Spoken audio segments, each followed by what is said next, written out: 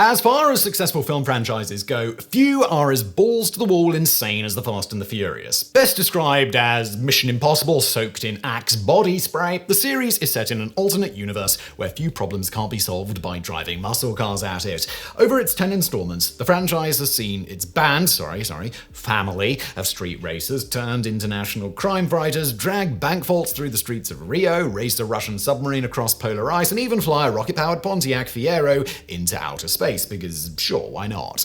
Strange to think then that the whole saga began all the way back in 2001 with a low-budget point-break rip-off about illegal street racers robbing DVD players off the back of trucks. But humble as it was compared to what came later, the first film established the cinematic language of drag racing that would become a staple for the series. The steely gazes of the two opponents as they pull up to the line, the scantily clad woman dropping her arms to kick off the race, tight, rapidly edited shots of gear shifting, close-ups of the NOS button being pressed and the exhaust pipe belching blue flame as the cars accelerate to seemingly supersonic speeds. If these films are your only reference point for auto racing, you've probably wondered, what is NOS, aka nitrous oxide anyway? How does it boost a car's performance, and is it really the automotive warp drive that Vin Diesel and family would have you believe? Well, throw on your tank top and your silver crucifix necklace as we dive into the high-octane science and the history of nitrous oxide.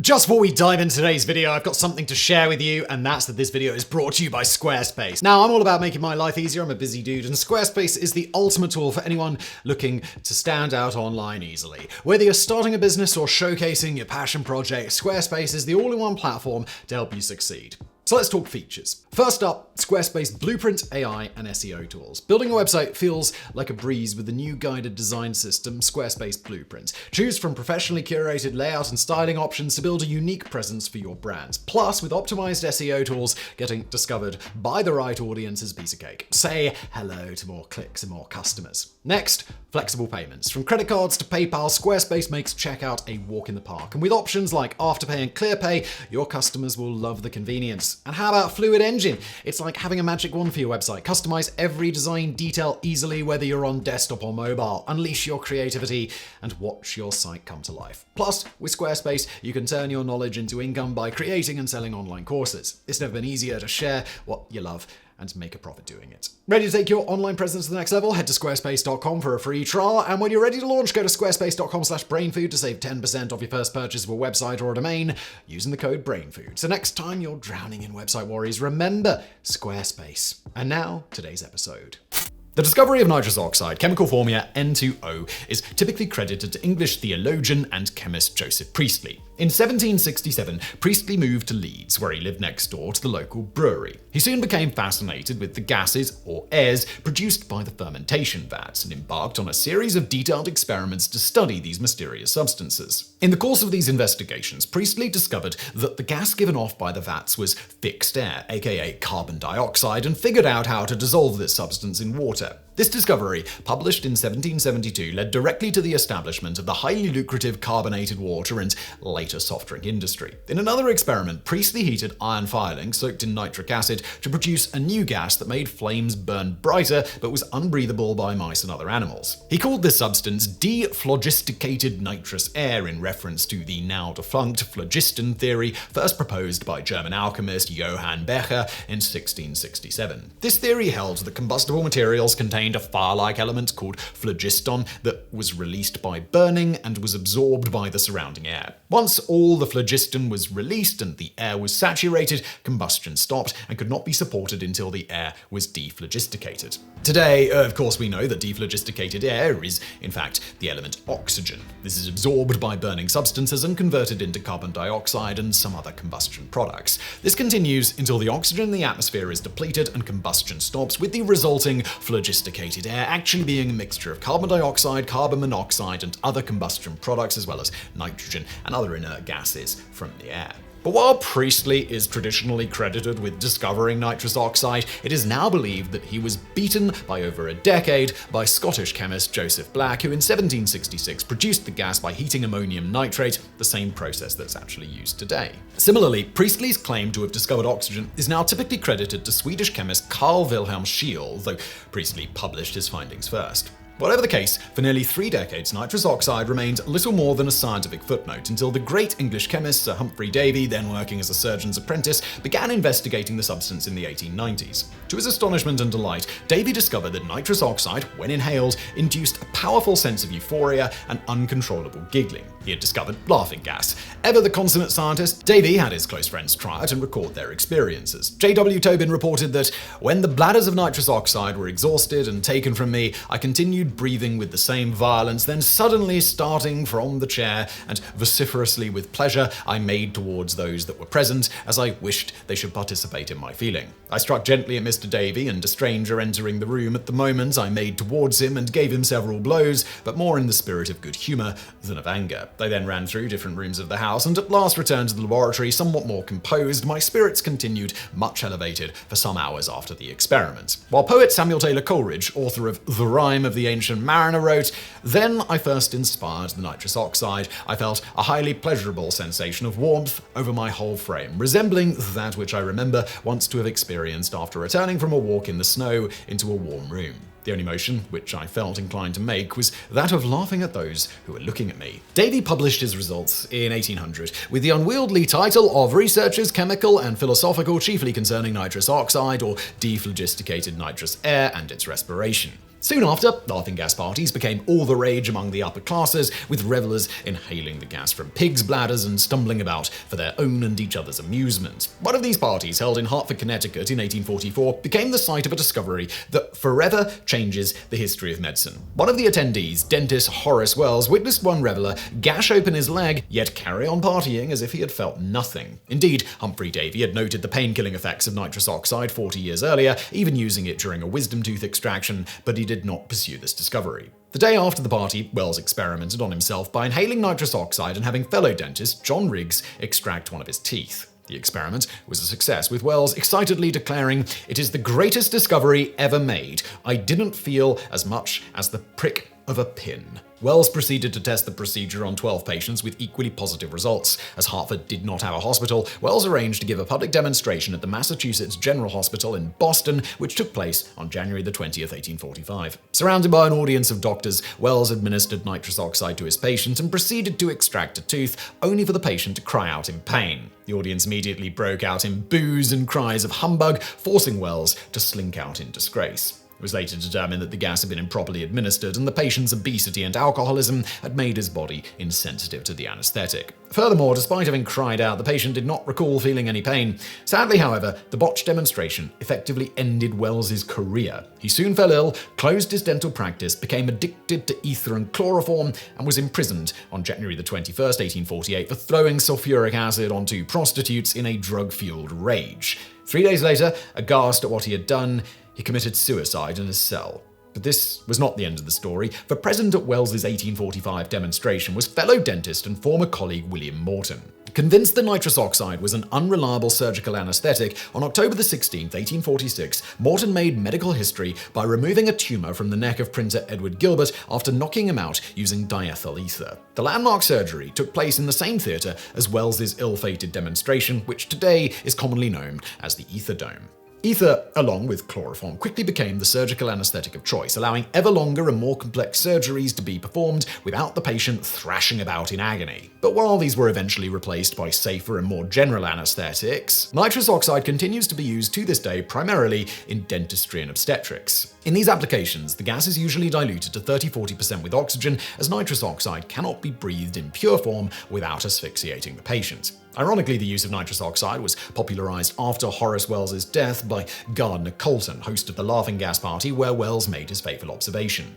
For nearly a century and a half after its discovery, nitrous oxide had few applications outside of medicine and as a recreational drug. In 1949, however, Austrian engineer Edward Haas discovered how to use laughing gas to produce another joy-inducing substance, whipped cream.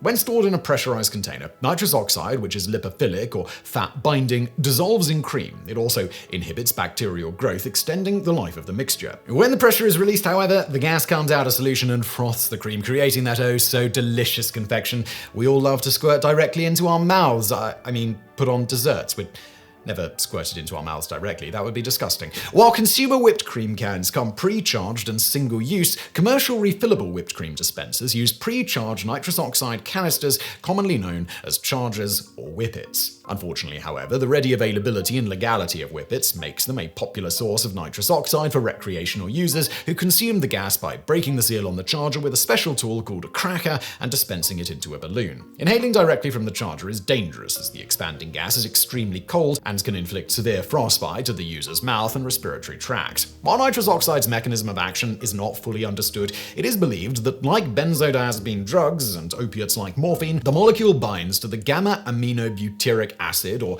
GABA, and endogenous opioid receptors in the brain. This is evidenced by the fact that addicts who develop a tolerance to these drugs also develop a tolerance to nitrous oxide and vice versa. Long-term, nitrous oxide abuse can also lead to addiction, as well as severe vitamin B12 deficiency and associated neurological damage. This means that Devo was wrong. If a problem comes along, you must not whip it. And finally, we get to the most dramatic use of nitrous oxide, making things go vroom. The first nitrous oxide injection for internal combustion engines was developed by the Germans during the Second World War.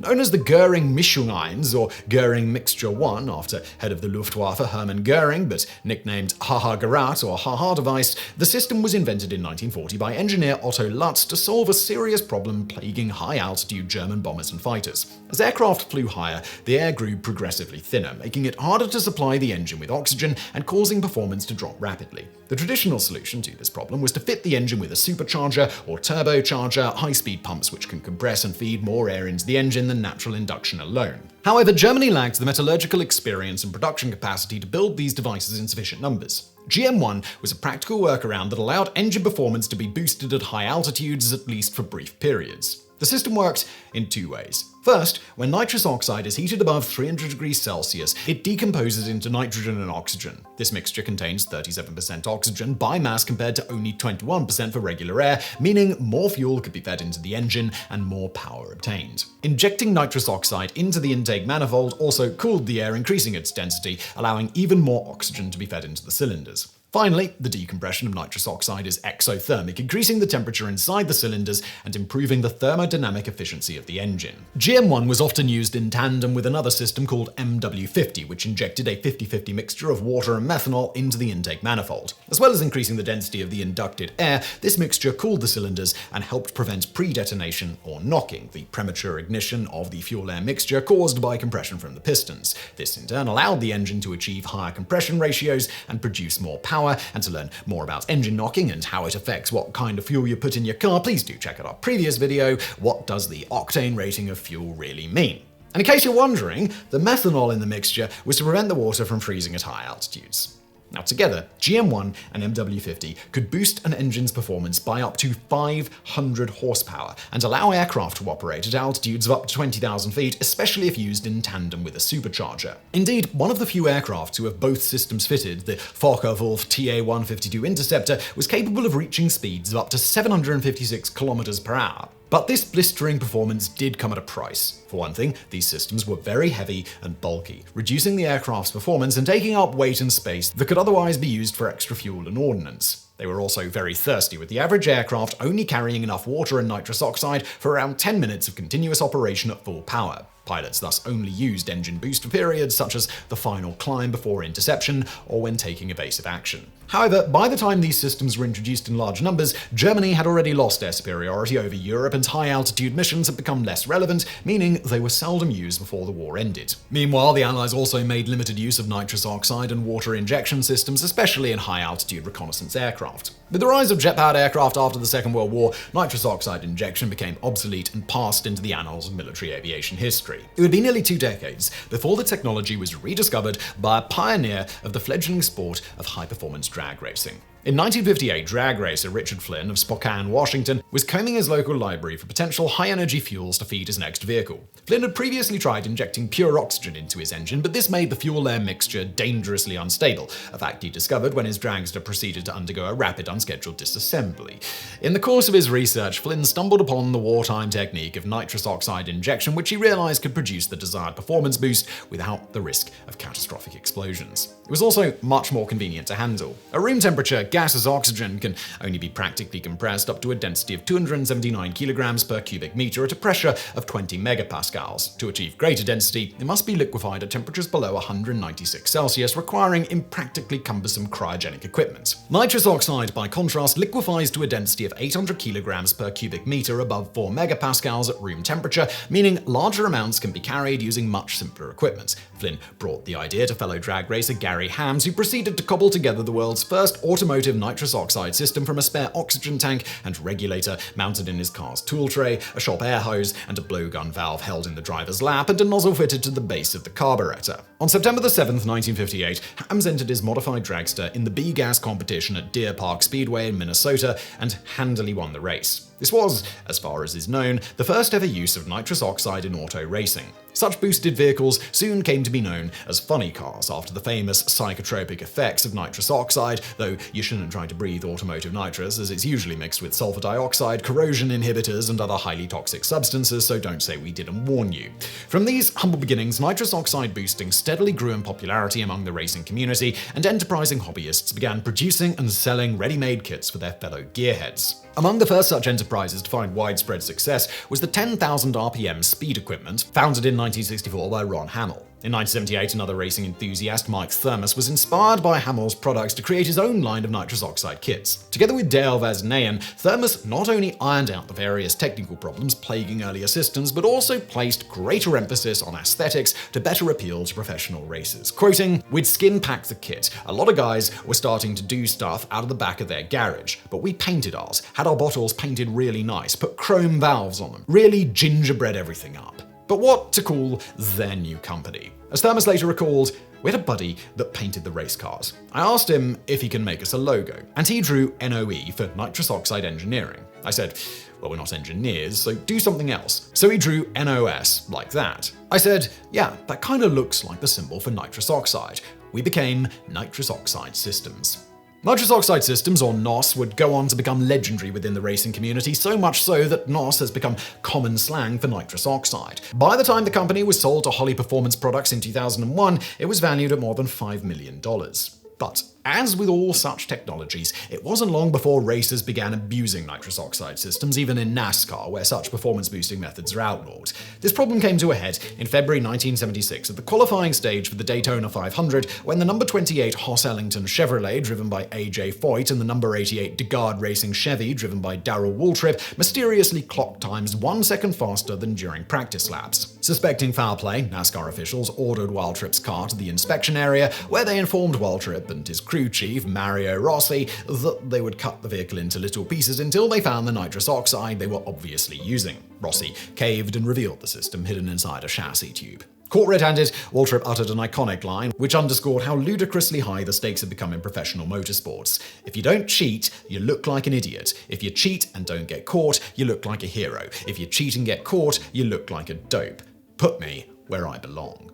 Today, nitrous oxide systems are produced by dozens of companies in dozens of configurations tailored to particular vehicles or racing styles. However, broadly speaking, there are only two main types of system: dry and wet. Dry systems are the simplest, comprising one or more nozzles or jets mounted into the engine intake plenum. The liquid nitrous oxygen fully vaporizes before entering the cylinders, hence the name. Operating such systems requires increasing the fuel flow to the engine to avoid an overly lean condition, which can generate dangerously high temperatures and potentially damage the pistons and cylinders. This is accomplished by increasing the fuel pressure using a secondary pump or adjusting the electronic control module or ECU to keep the fuel injectors open for longer. In wet systems, by contrast, liquid nitrous oxide and fuel are mixed together and delivered simultaneously into the carburetor or fuel injectors. While such systems do make it easier to control the fuel-air ratio, they can also suffer from uneven fuel distribution, fuel pooling, and lean conditions, potentially leading to detonations and other catastrophic damage. Meanwhile, dry systems can be used with one of four standard delivery methods: single nozzle, in which one jet is placed at the opening of the intake plenum;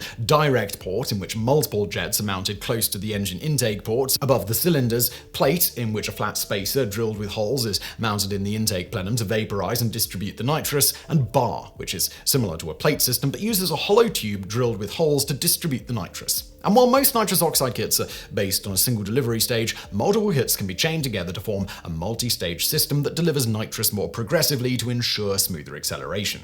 Different jet sizes can also be installed to tweak the oxidizer to fuel ratio. But while nitrous oxide is most famous for boosting race cars, perhaps its most dramatic application is boosting payloads into space. On October 4, 2004, pilot Brian Binney flew the experimental scaled composite Spaceship One to an altitude of 112 kilometers above the Mojave Desert, crossing the 100-kilometer Kármán line that marks the boundary of outer space. This flight, the second conducted in a week, won Scaled Composites the $10 million Ansari X Prize and officially made Spaceship One the first private craft to reach outer space. And for more on this, please do check out our previous video, The Surprisingly Interesting Debate of Where Outer Space Actually Begins. Propelling Spaceship One on its record-breaking flights was an unusual type of power plant known as a hybrid rocket engine, which, as the name suggests, lies halfway in design between a traditional liquid rocket engine and a solid rocket booster. The fuel in a hybrid rocket engine takes the form of a long cylinder or grain of hydrocarbon material. In the case of Spaceship One, a synthetic rubber called HTPB with a hollow channel or port running down the middle.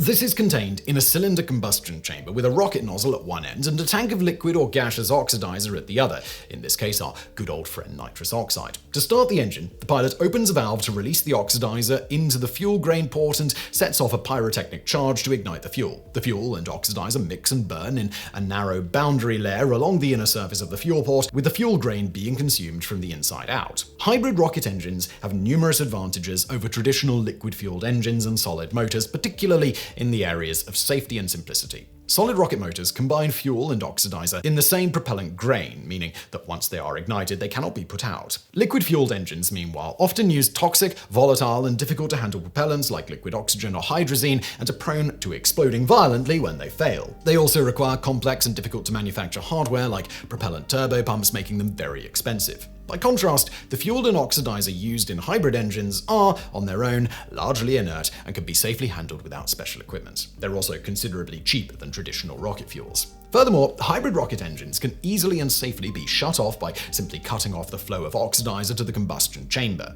On the other hand, hybrid rockets generally exhibit poorer performance and efficiency compared to liquid-fueled rockets and suffer from a constantly changing oxidizer-fuel ratio as the solid fuel grain is consumed. Their use thus involves trade-offs between performance, cost, and safety. Nor are hybrid rocket engines 100% safe. Though largely inert and safe to handle, nitrous oxide can still violently decompose if heated or exposed to the right catalyst. This lurking danger was tragically revealed on July 26, 2007 during a test of the engine for Spaceship Two. This was the rocket plane developed for space tourism firm Virgin Galactic. This was what is now known as a cold flow test and simply involved running nitrous oxide through the engine without igniting it to ensure that the blooming worked. Nonetheless, the nitrous oxide spontaneously decomposed, resulting in a massive explosion that killed 3 Scaled Composites engineers. While the cause of the explosion remains a mystery, it is known that turbulence can cause nitrous oxide to decompose at high flow rates. Hopefully, the cause will be determined and the danger mitigated before Virgin Galactic